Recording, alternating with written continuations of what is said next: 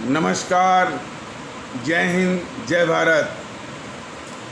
भारतीय अवाम ताकत दल अपने भारतीय भाई बहनों अर्थात अपने देश भारत की जनता अर्थात अपनी भारतीय अवाम से भारतीयता आधारित आपसी श्रद्धा, भारतीयता आधारित आपसी स्नेह, भारतीयता आधारित आपसी प्रेम, भारतीयता आधारित आपसी अखलाक मोहब्बत, भारतीयता आधारित आपसी सहयोग, भारतीयता आधारित आपसी सम्मान, भारतीयता आधारित आपसी एकता, भारतीयता आधारित आपसी भाईचारा तथा भारतीयता आधारित आपसी सद्भाव को समझने व उसे आत्मसात करके वैसा ही और उसके अनुसार आचरण एवं व्यवहार करने हेतु और इसके समस्त भारत में प्रचार प्रसार करने हेतु और इसके महत्व और अहमियत को प्रत्येक देशवासी को समझाकर उसे अपनाते हुए वैसा ही आचरण एवं व्यवहार करने हेतु और प्रत्येक देशवासी को अपना ही भारतीय भाई बहन मानकर, समझकर, अपनाकर उनके साथ वैसा ही और उसी अनुसार आचरण एवं व्यवहार करने सतत, सदैव और हमेशा अदब के साथ, आदर के साथ अर्ज करता है, विनती करता है। ये कोरोना का समय चल रहा है और शायद विश्व स्वास्थ्य संगठन का न्यूज़ फ्लैश में देख रहा था, कहता है कि भारत में जो है दुनिया का सबसे खतरनाक वेरिएंट है। इसमें कोरोना अब हमारे देहाती क्षेत्रों में भी वहाँ के भारतीय भाई बहनों को संक्रमित कर रहा है। तो संकट तो बड़ा गंभीर है, लेकिन ये संकट जितना बड़ा है उससे ज़्यादा इस संकट का आमंत्रण है। आमंत्रण से मतलब ये है, और बिल्कुल निष्पक्षता से समझिए, कि ये है ज़्यादा जो है वो सख्ती और नियम पालन के अभाव में ये सब बातें हो रही हैं। भारतीय अवाम ताकत दल ने कई बार इस बात को कहा है कि भारतीय अवाम ताकत दल वैसे राष्ट्रभक्ति के रूप में अपने आदरणीय राष्ट्रभक्त शिरोमणि नेताजी सुभाष चंद्र बोस को सबसे बड़ा आदर्श मानता है। और उन्होंने जो 1941 में जब आज़ाद हिंद फौज की स्थापना की थी, तो उस समय साक्षात्कार के समय में उन्होंने स्पष्ट किया था कि वह देश को कम से कम 25 से 30 साल तक जो है तानाशाही वाले प्रणाली में, यानी शक्ति वाले प्रणाली में पहले उसको ले चलेंगे। इसके बाद जनता जो है, इस देश की जनता जो है सिर्फ अपने को भारतीय के रूप में मानने लगेगी, व्यवहार करने लगी, वोट का मतलब समझने लगेगी। तो जो चाहे सिस्टम आप जनता चाहेगी उस सिस्टम, चाहे डेमोक्रेसी है क्या है, वो लग जाएगा। तो आज भी भारतीय अवाम ताकत दल आदरणीय राष्ट्रभक्त शिरोमणि नेताजी सुभाष चंद्र बोस के शासन पद्धति का हामी है, शक्ति का। और सख्ती से यदि जो मास्क पहनना, सामाजिक दूरी का पालन होना यदि हो जाए, तो उसका जो ट्रांसमिशन है, जो उसका फैलाव है, उसको रोका जा सकता है आराम से। और एक बार उसका ट्रांसमिशन रुक गया, उसका ट्रांसमिशन चेन रुक गई, तो वो फिर वो समाप्त हो जाएगा। और दवा दारू तो बात की बात है। तो अब ये इस तरह की शक्ति, इस तरह का अनुशासन और उस अनुशासन नियम पालन शक्ति में हमारे जो दूसरे जो आदर्श हैं इस शासन व्यवस्था के, हमारे आदरणीय सम्राट औरंगजेब का भी है। तो उन्हीं के अनुसार जो है सख्ती और अनुशासन करके जो है ये पालन कराया जा सकता है। और पालन करा करके जो है मुश्किल से 15-20 रोज में जो उसके ट्रांसमिशन की चेन को माने कोरोना की ट्रांसमिशन की चेन को तोड़ा जा सकता है। और फिर इसके बाद जो पीपी किट है क्या है वो पहन करके हमारे जितने भी मजदूर भारतीय भाई बहन हैं अपना काम भी करें, आर्थिक गतिविधि भी चलती रहे, लोगों का रोजगार भी चलता रहे, आर्थिक तंगी भी नहीं आएगी। ये सब संभव है जो कि भारतीय जनता दल ने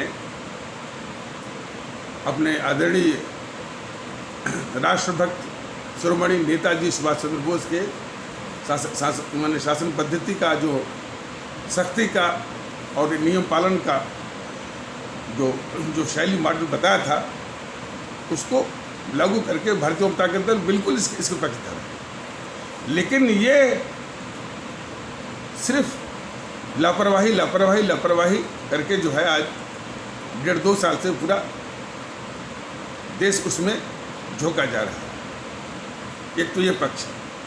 दूसरा जो है जो ये जीएनपीसी है, गांधी नेहरू परिवार चल रहा चौकड़ी काकस और वाम दल और उसके इर्द गिर्द चक्कर लगाने वाले ये घोर इस देश की गद्दार ममता बनर्जी, और फिर इसके बाद ये विजयन केरल का जो मुख्यमंत्री है,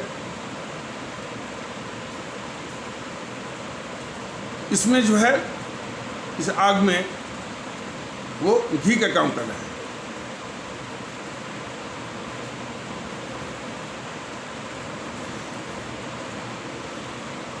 और वाकई में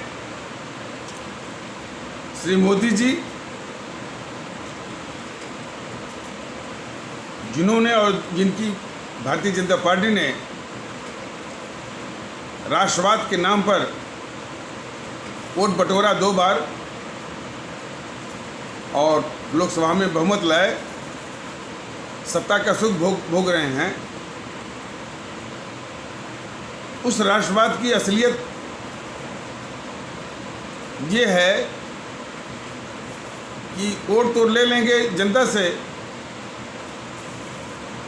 लेकिन हमेशा उनको हवस रहेगी और सत्ता हथियाने की,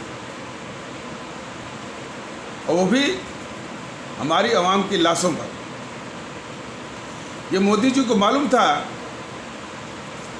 कि यदि ये जो चुनाव कराए जाएंगे उसमें रैलियां होंगी, लोग इकट्ठे होंगे और कोरोना की बड़ी खतरनाक लहर फैल सकती है। चुनाव आयोग को उन्होंने रोका नहीं, और बाद में जब बात आगे बढ़ गई तो सभी अपना पल्ला झाड़ने के लिए मद्रास उच्च न्यायालय जो है बिल्कुल आखिर में नाटक किया, चुनाव आयोग पर हत्या का मुकदमा चला करके कि इसने वो रैलियां रोका नहीं, जबकि चुनाव को कराना ही नहीं था, लोगों की जान बचानी थी। लेकिन इस मोदी को सत्ता हथियाने की बड़ी थी कि बंगाल में सत्ता स्थापित कर लें। हालांकि यानी मुंह की खाए हो बहुत अच्छी तरह से, तो ये बड़ा था कि सत्ता हथियाने की लोगों की लाशों को। और भारतीय जनता दल ने बराबर चुनाव को रोकने या नोटा दबाने की बात कही थी। भारत के माननीय उच्च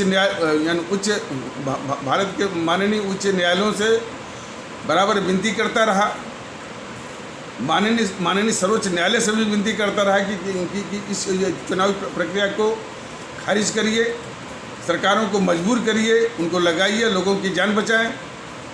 लेकिन इन न्यायालयों ने जरा भी ध्यान नहीं दिया, और कोरोना की खतरनाक लहर ने पूरा ग्रस लिया, लोगों की जान जा रही है। और जहाँ अब उसको लागू कराने वाली बात, तो अंग्रेजी में कहा जाता है कि नाउ दे फॉल फ्लैट, सिर्फ दिखावटी। तो और उसके लिए ये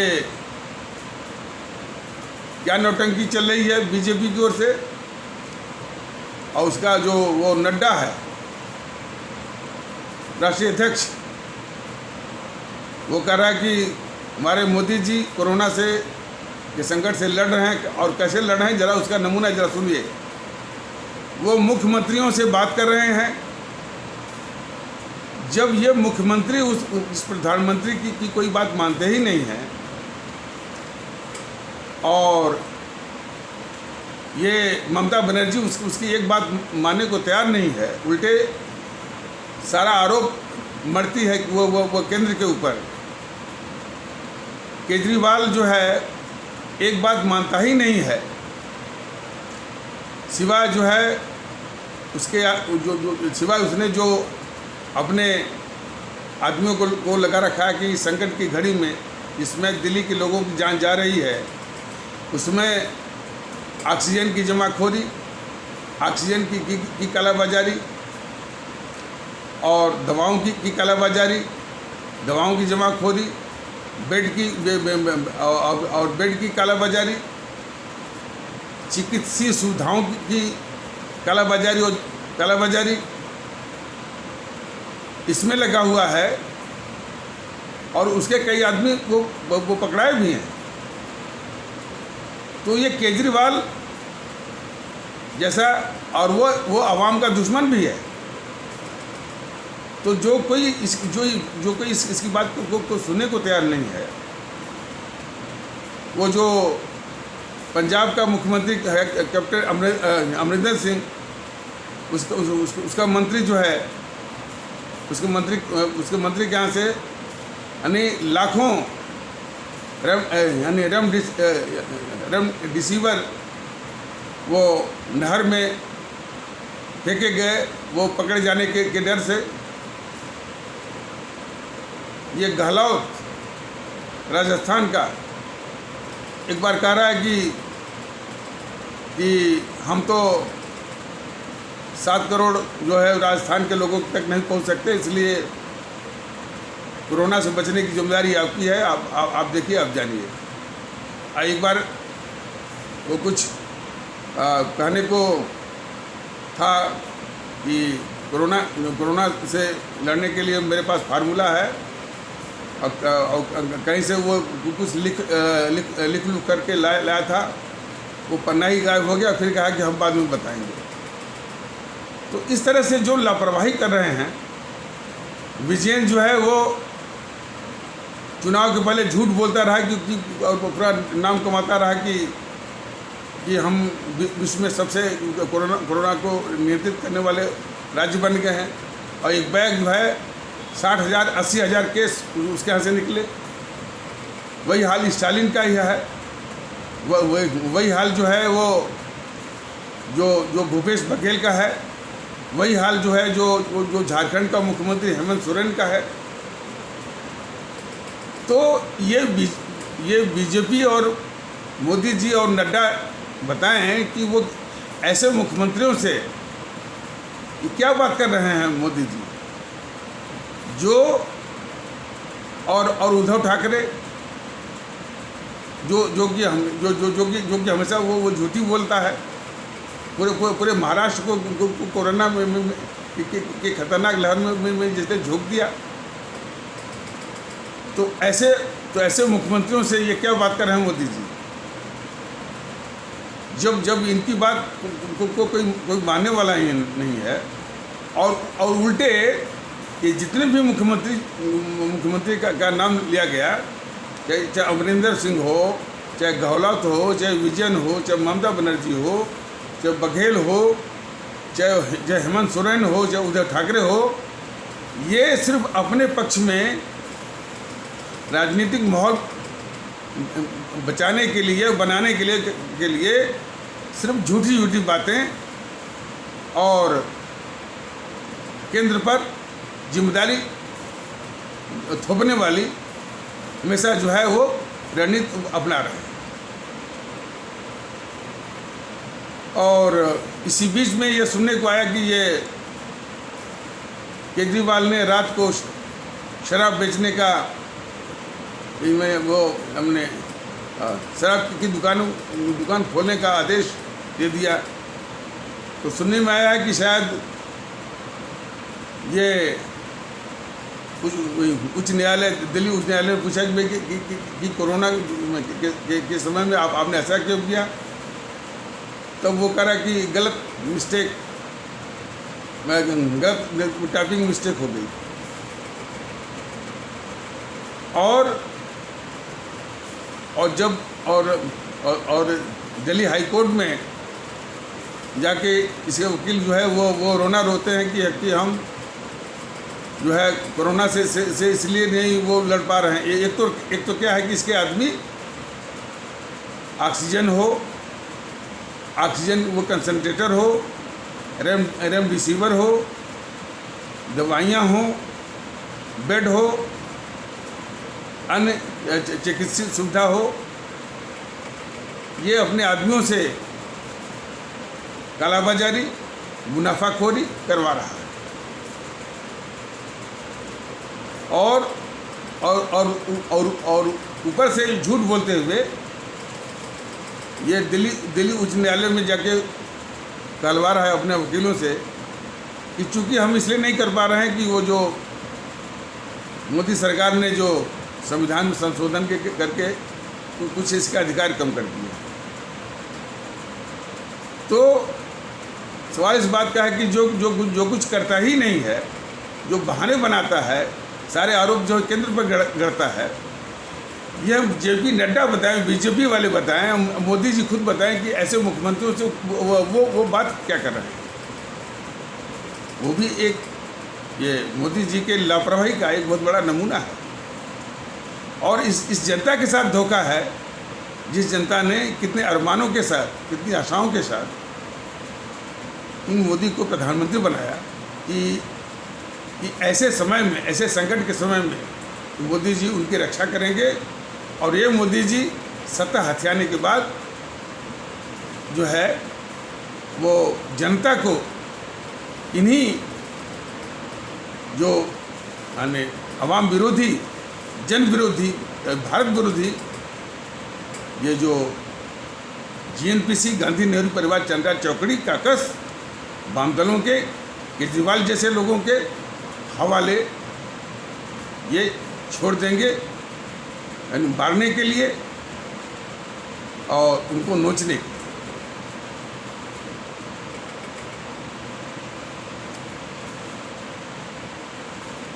अभी और ये चैनल वाले अभी भी उस गद्दार सोनिया गांधी, गद्दार राहुल गांधी की बातों को ये जी न्यूज़ वाला बड़ी प्रमुखता से दिखाता है। जी न्यूज़ से ये भारतीय जनता दल अपने आदरणीय भारतीय भाई बहनों के माध्यम से ये पूछना चाहता है कि पहले तू ये बता, इस राहुल गांधी और सोनिया गांधी को इस देश का गद्दार मानता ही नहीं मानता है। CA के मामले में हमारे देश के लोगों को, खास करके हमारे इस्लाम आस्था वाले भारतीय भाई बहनों को उनको उकसा करके, भड़का करके उनको झूठ अफवाह का शिकार बनाया। और उन्हीं हमारे इस्लाम आस्था वाले भारतीय भाई बहनों के समाज के कुछ कट्टरवादी, उपद्रवी, हिंसक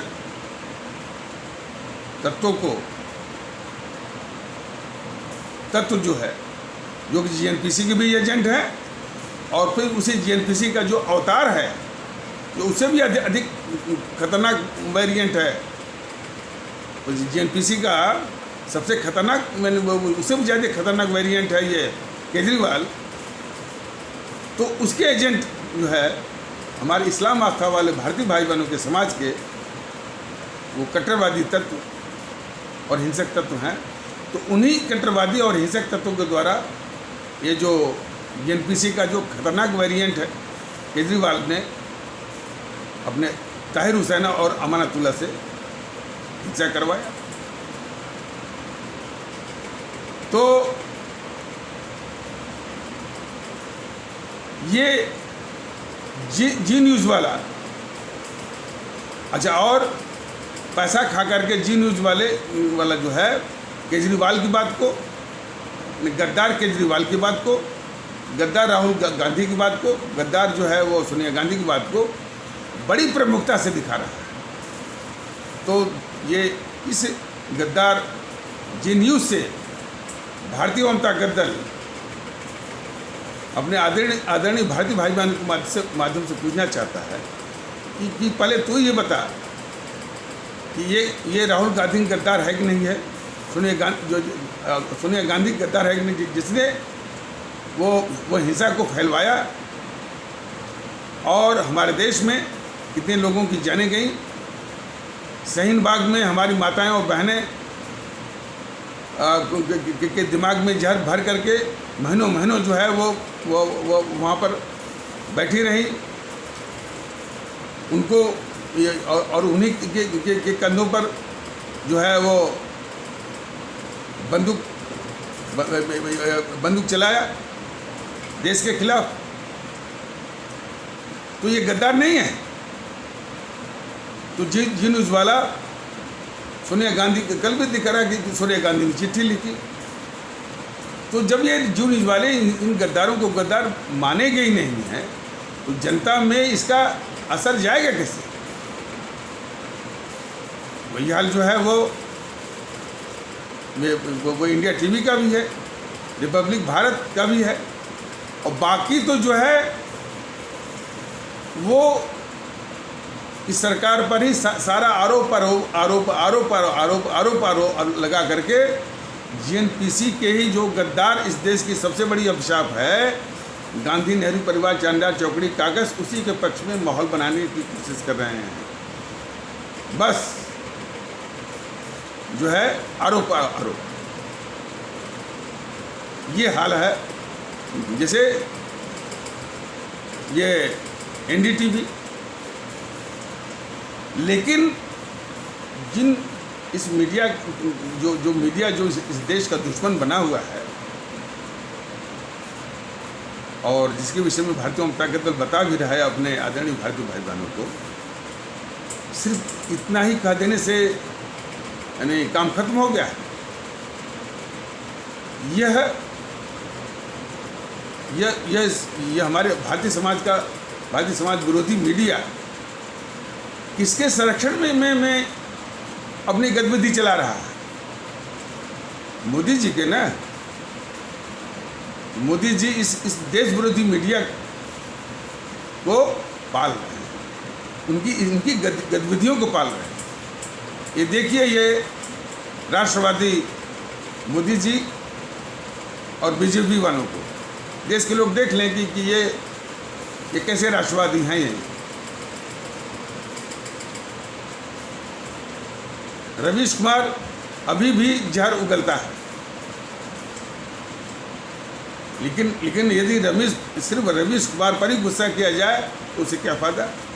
रवीश कुमार अभी भी मोदी जी के तत्वाधान में, उनके संरक्षण में, उनके पेट्रोनेज में, उनके प्रोटेक्शन में, उनकी कृपा के आधार पर ही जो है रवीश कुमार और उसका एनडीटीवी चल रहा है। तो देश की जनता, हमारे आदरणीय भारतीय अवाम को तो चाहिए कि जिसके संरक्षण में चल रहा है पहले उसी को उखाड़े। तो ये इनके राष्ट्रवाद की असलियत है। अब देखिए ना कि ऑक्सीजन कंसंट्रेटर की का कालेबाजारी करते हुए नवनीत चावला जो कि वो इस गद्दार सोनिया गांधी का ये है, पकड़ा गया। इस मोदी सरकार ने कुछ नहीं किया। क्यों? कि वह गद्दार सोनिया गांधी का ये है। तो यह तो देश की जनता हमारे आदरणीय भारतीय भाई बहन इस चीज़ को गंभीरता से जरा समझें कि वोट आप देंगे मोदी को प्रधानमंत्री बनाएंगे, बीजेपी वालों को सत्ता पर बिठाएंगे, लेकिन ये मोदी जी वो आपके लिए नहीं हैं, बल्कि ये देश के दुश्मनों के लिए। अब जैसे सारी अभी जबकि ये ऑक्सीजन की काफ़ी मारामारी थी, सुनने में आया था कि इस गद्दार राहुल को भी कुछ कोरोना हो गया था, उसके यहाँ ट्रक जो है ऑक्सीजन सिलेंडर वो लगा दिया गया था, जिसमें हमारे आम भारतीय भाई बहन ऑक्सीजन के अभाव में अपनी जानें गंवा रहे थे। उस समय ये मोदी जी उस गद्दार राहुल गांधी के लिए ट्रक सिलेंडर की व्यवस्था इसने करवाया। मोदी जी की नज़रों में, बीजेपी की नज़रों में ये गद्दार देश को लूटने वाला और भी है, और ये नशीली दवाओं का तस्कर एंड ड्रग स्मगलिंग में पकड़ा गया बोस्टन शहर अमेरिका में, जिसको कि वो दुष्ट किस्म का था प्रधानमंत्री अटल बिहारी वाजपेयी, उसको अपने प्रधानमंत्री पद का दुरुपयोग करके वो छुड़वाया था। कोई ड्रग स्मगलर और इस देश का लुटेरा डकैत, देश का गद्दार राहुल गांधी को ये मोदी जी सारी सुविधा उसको दे रहे हैं। और ये मैं नहीं कर रहा हूँ, हमारे आदरणीय भारतीय अवाम इस बात पर यकीन करें कि अभी शायद कल ही एक GNPC का, गांधी नेहरू परिवार चंद्र चौकड़ी काकस का नेता जो है हमारे भारतीय अवाम ताकत दल के पदाधिकारी को धमकी दे रहा था, ये मोदी तो हमारा पानी भर रहा है और भरेगा भी। वाकई में ये जिस मोदी को, जिस बीजेपी को इस देश की जनता ने सत्ता पर बिठाया, प्रधानमंत्री बनवाए मोदी जी को, आज खुद GNPC के लोग कह रहे हैं, और सब बात सच्चाई है कि वो उस GNPC का ही पानी भर रहा है।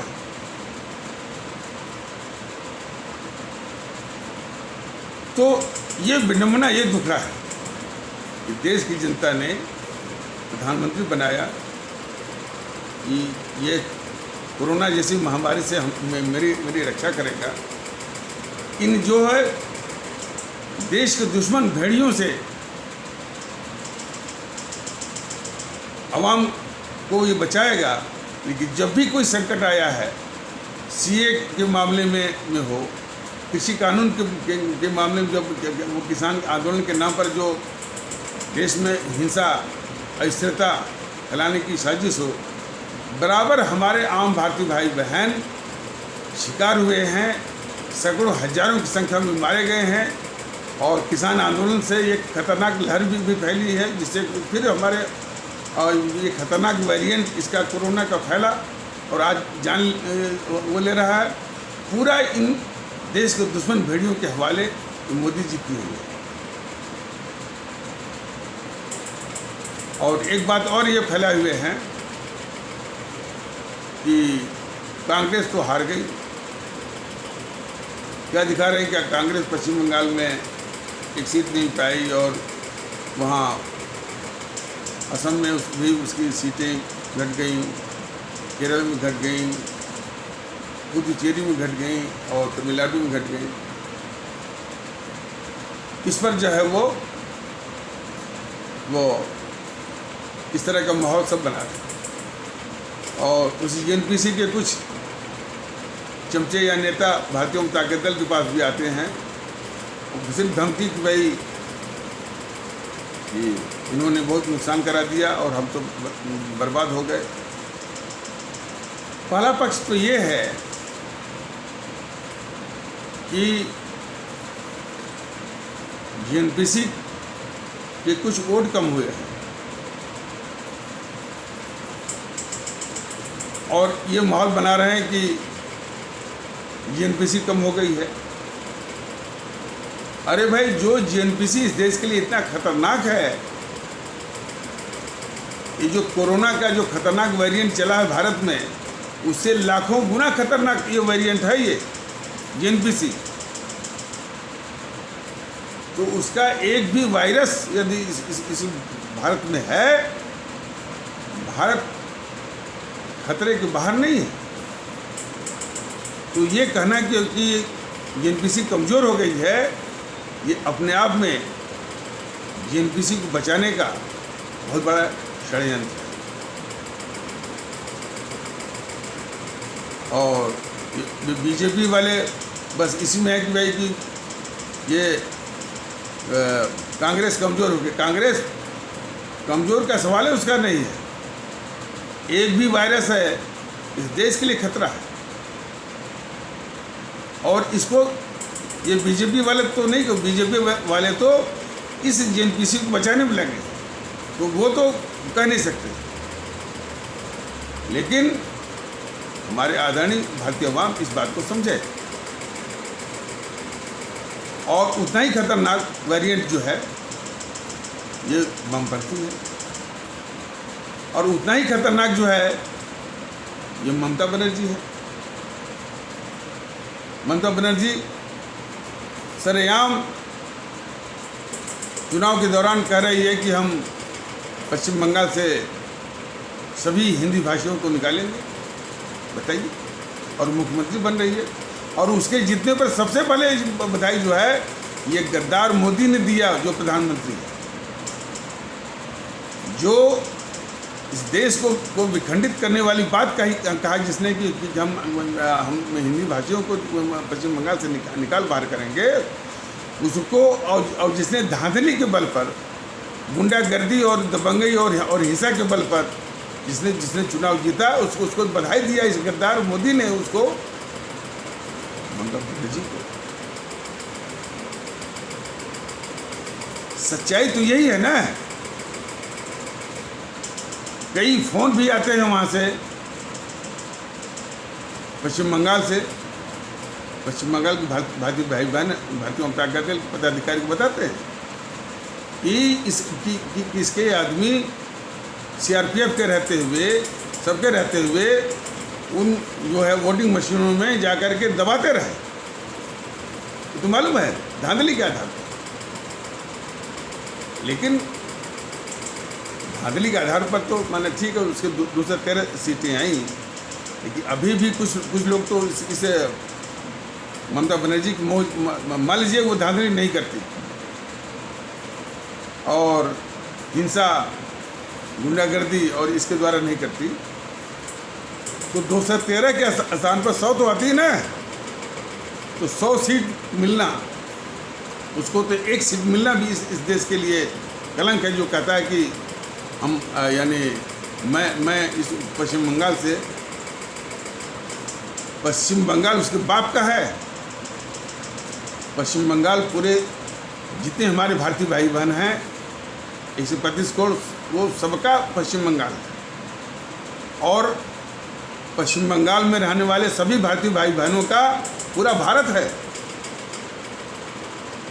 हमारे भारतीय भाई बहन कहीं भी रहते हों, पंजाब में रहते हों, केरल में रहते हों, तमिलनाडु में रहते हों, सबका हक पूरे देश पर है।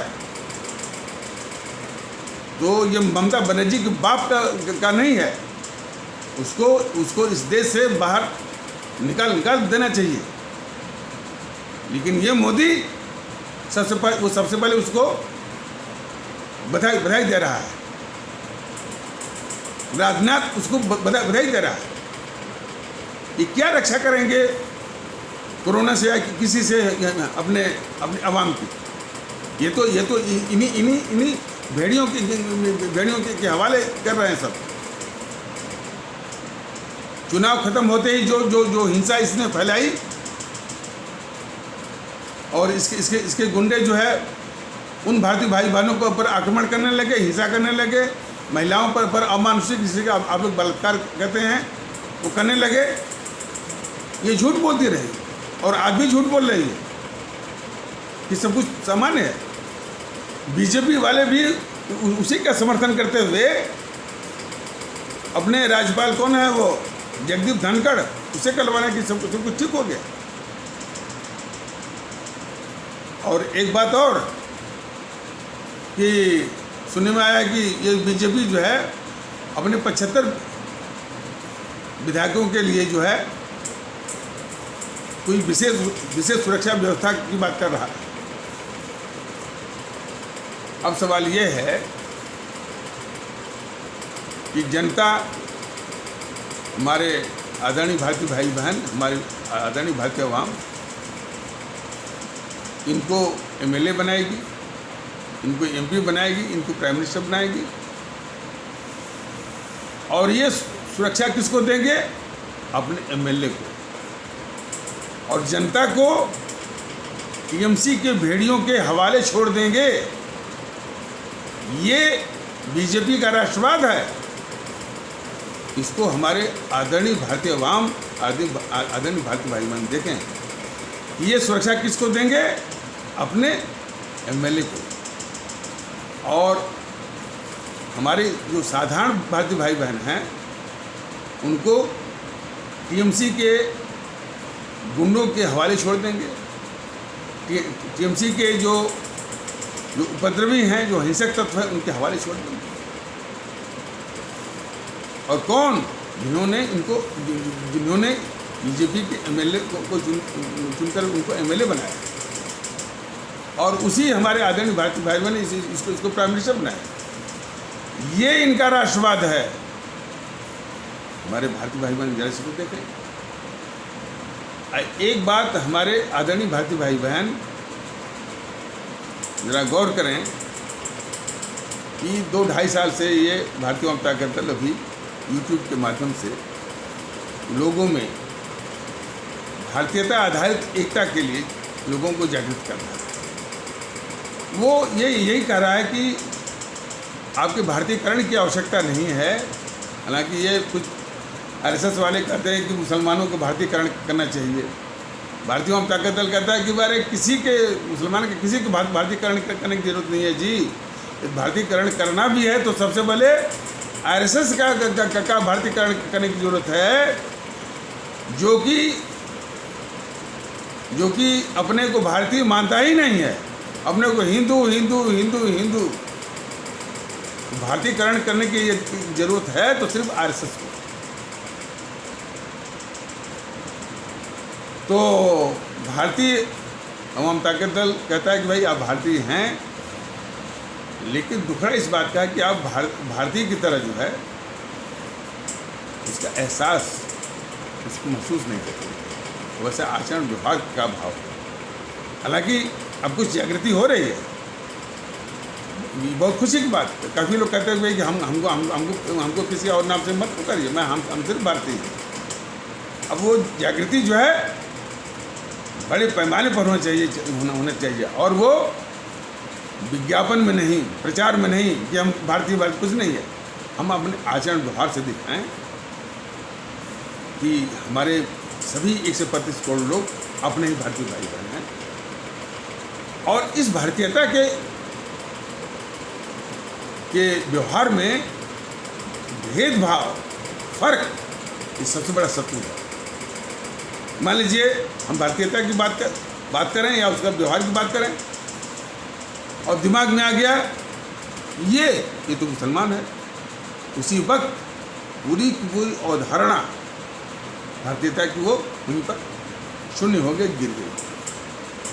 कोई और हो सोचे कि हमारे दूसरे आस्था का ये हिंदू है, उसी वक्त भारतीयता का अवधारणा नष्ट हो गई। कोई सोचे ये तो बंगाली है, ये सोचना ही जो है भारतीयता की बात करने वाले वो पूरी जो अवधारणा है, जो सोच है, वो व्यर्थ हो गई। इसलिए भेदभाव इसका सबसे बड़ा शत्रु है।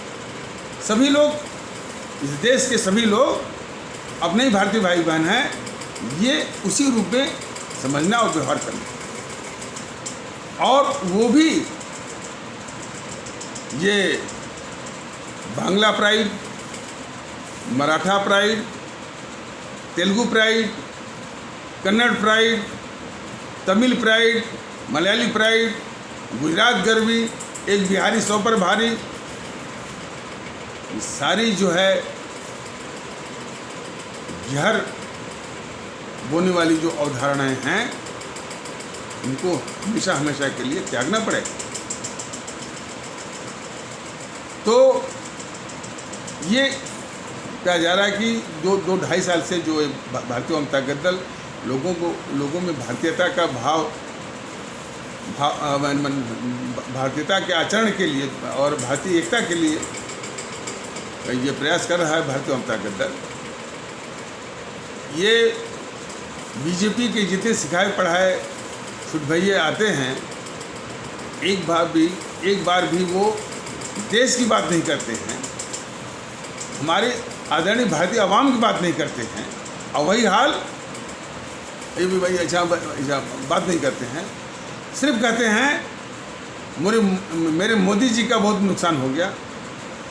हमारे मोदी जी हजारों वर्ष की तपस्या के बाद एक हिंदू शासक या राजा दिल्ली की गद्दी पर आया है। यदि मोदी जी नहीं रहेंगे तो हिंदुत्व का क्या होगा, मंदिर का क्या होगा, ट्रस्ट का क्या होगा। कभी भी देश की आवाम की बात नहीं करते। जिस आवाम ने इस मोदी को प्रधानमंत्री बनाया, उसके आदमी कभी भी आवाम की बात नहीं करते, जनता की बात नहीं करते हैं। उसके आदमी हमेशा मोदी का क्या होगा सिर्फ चिंता।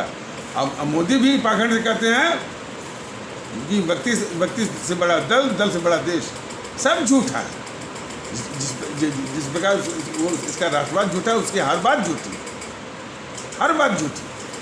देश को धोखा देना, एक धोखेबाजी वाला जो है वो राष्ट्रवाद चलाना, वोट बटोरना, और हमारी आवाम को जो है इन देश विरोधी और भारतीय समाज विरोधी देश के दुश्मन के दुश्मनों को हवाले छोड़ देना। और फिर उन सिर्फ चुनावी फायदे के लिए इन देश के दुश्मनों, गांधी नेहरू परिवार, चंडाल चौकड़ी काकस या वाम दलों या ममता बनर्जी हो या उनके गुंडों की रक्षा करना, ये राष्ट्रवाद है। ये बीजेपी के राष्ट्रवाद की असलियत है। और उसी प्रकार ये एनपीसी के, गांधी नेहरू परिवार, चंडाल चौकड़ी काकस के कि जब कुछ चमचे या नेता बात करते हैं भारतीय जनता दल के पदाधिकारी से, तो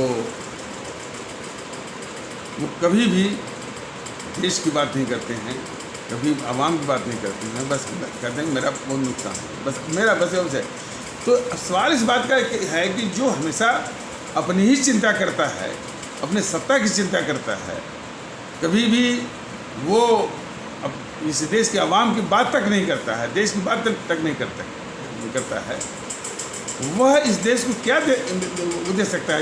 यदि उसको सत्ता में जब मान लीजिए उसको सत्ता मिल भी जाए और जनता उसको सत्ता पर बिठा भी दे, तो हमारी आवाम को ये देश को क्या देगा, क्या दे सकता है। ये अपने आप में बहुत विचारणीय प्रश्न है। इसलिए भारतीय जनता दल निवेदन करता है अपने सभी आदरणीय भारतीय भाई बहनों से कि आप भारतीयता के आधार पर एक होइए और ये सारी जो है देश विरोधी, भारत विरोधी और भारतीय समाज विरोधी ताकतों को मत पेटी पर शून्य करना है, शून्य करके इनको सबक सिखाना है, ऐसा मन में ठानिए। इसके अलावा और कोई विकल्प नहीं बचा है। भारतीय जनता दल जमाने से कह रहा है कुछ फर्क जरूर आया है, लेकिन अभी उसको अंजाम देना है। और इस विचार से जरा सा भी मत हटिए। अब जैसे कि यदि कांग्रेस कमज़ोर हो गई तो बीजेपी को दे दिया, फिर टीएमसी को दे दिया, फिर जो है डीएमके को दे दिया। बिल्कुल नहीं, इन सबको नष्ट में नाबूद करना है, एक मुश्त, एक सिरे से। इन सभी देश विरोधी ताकतें जो है, जो टीएमसी के रूप में हैं और शिवसेना के रूप में हैं, जो कि जो है एनसीपी के रूप में हैं, डीएमके के रूप में हैं, जो जीएनपीसी गांधी नेहरू परिवार चांदा चौकड़ी कांग्रेस के रूप में हैं, वाम दलों के रूप में हैं, इन सबको मतपेटी पर शून्य करके उनको नष्ट में नाबूद करने के लिए मन में ठानिए। अब यही एकमात्र विकल्प बचा है, और ये हम नहीं, हमारे शहीद आजम भगत सिंह का ये आदेश है। ये सब के सब काले अंग्रेज हैं और उन सफ़ेद अंग्रेजों के शिष्य हैं, उन्हीं की ब्रीड हैं, लेकिन ये बहुत खतरनाक है। इनका सफाया करना है और सफाया करने का वक्त अब आ गया है। इनको बस वोट की ही चोट लगती है और कोई संस्था बची ही नहीं है इनको इलाज के लिए, तो इनको शून्य वोट के लिए मन में ठानी। तो इन्हीं आवश्यक शब्दों के साथ इस आवश्यक परिचर्चा को यहीं पर विराम दिया जाता है। तब तक के लिए नमस्कार, जय हिंद, जय भारत।